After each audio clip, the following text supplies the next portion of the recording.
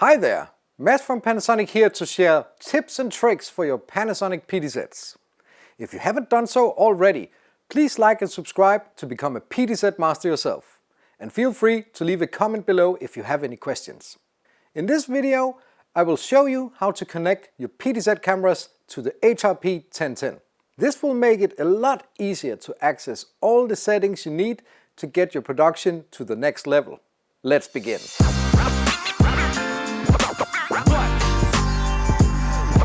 Make sure that the HRP1010 and your cameras are connected to the same network and set an IP address for the HRP1010. Now let's connect some cameras. On the HRP1010, press Menu, System, Cam IP Search. Now you need to confirm that the HRP1010 should search for some camera IPs. Now it has already found some cameras and you have to assign a camera number for them. Go back and go to Connect setting to confirm the protocol. The UE160 uses the AW7 protocol and the UE50 uses the AW6. Now exit the menu and press and hold the Assign knob. Scroll to Cam Select and press again. Now you can use the same knob to select what camera you want to work with. When you select the camera, it's now ready for adjustment.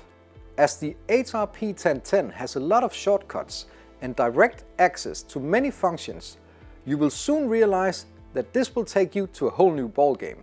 Here you have the iris, the ND filters, the gain, color adjustment, and so on.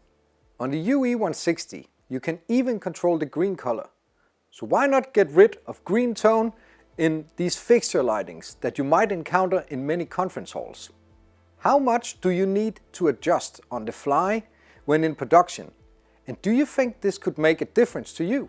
Why not share your opinion in the comments below? Thanks for tuning in. See you next time.